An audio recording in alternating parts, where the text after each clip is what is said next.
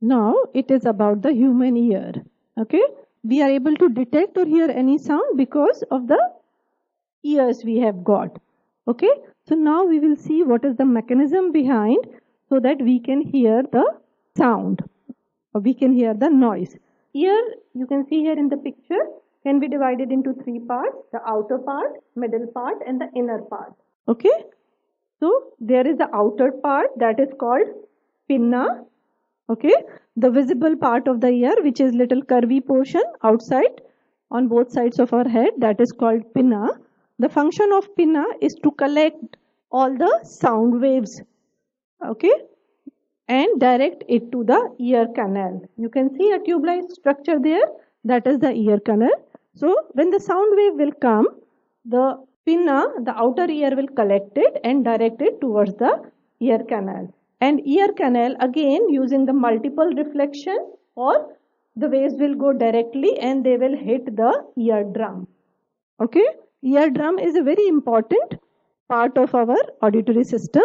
Eardrum is there. It is a little small membrane kind of a structure. And how it detects the sound? As I told you earlier, sound is nothing but the variation in the pressure of the air particles. So this eardrum will detect that variation and it will vibrate accordingly. Whenever there is a compression, what will happen? The high pressure will come to the eardrum and it will move inward. Whenever there is rarefaction, low pressure region of the wave is coming, it will move backward. So it will do to and fro movement. And then next comes these three bones in picture. They are very important. They are actually the amplifier there. Okay, these three bones. The first one is malleus, the another one is incus, and there is stapes. These three bones you can see. Okay, these three bones will amplify those vibrations. Understand?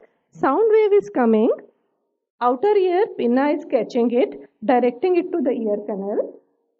Okay, then the eardrum is vibrating according to the pressure of the sound wave. Now, but that sound wave is, that vibration of the eardrum is not big enough. Okay, it is vibrating very mildly. So these three bones, okay, they will work together and amplify that vibration. Amplify that vibration means it will make it bigger, amplify. Okay, so the function of these three bones is to amplify those vibration. Then next is cochlea. And then there will be cochlear nerves. They will work together and convert those signals into the electrical signals. Okay, these things are connected to the auditory nerves, which are taking those electrical signals to the brain. So these cochlea will convert those amplified signals into electrical signals, and then auditory nerves will take it to your brain, and brain will detect those electrical signals as sound. Okay, so this is the way, and this is the structure of the human ear. So I summarize: the sound is collected from pinna, directed to the ear canal. Then the eardrum is vibrating according to the pressure variation of the sound wave. Then got amplified with these three: malleus, incus, and stapes bones.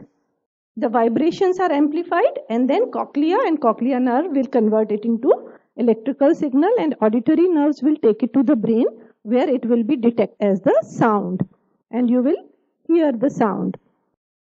So now we will summarize whatever we have learned through. The first point you all must be remembering, that the foremost condition for production of sound is vibration. Sound is produced when any object vibrates. Then we discussed what is a medium. We talked about why sound wave doesn't travel in vacuum. We talked about that sound is a longitudinal wave and a mechanical wave as well, and it travels through the medium in successive compression and rarefaction. And then we draw the graph of the sound wave, showing the maximum and the minimum, and how we represent sound wave in a sinusoidal form, what we define as wavelength, Then we talked about frequency and time period. The relation between frequency, time period and the wavelength, that is V is equal to nu lambda. Okay, this is about the speed of the sound wave, which we didn't discuss in detail, but I told you that its speed is maximum in solids and gradually reduces as we go to the gaseous state, and it depends on the temperature and pressure of the medium as well.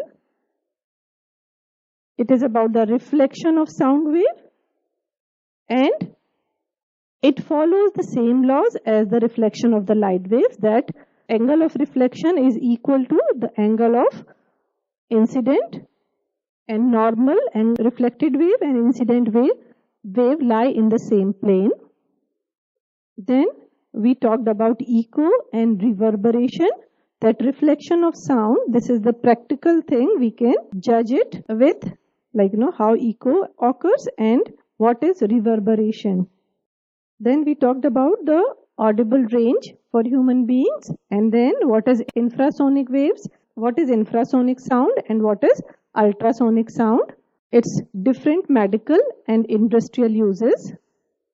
Sonar in particular, how it is used to locate any object like hill or valley or iceberg or a sunken ship in the seabed. Then we talked about the structure of human ears and how it works.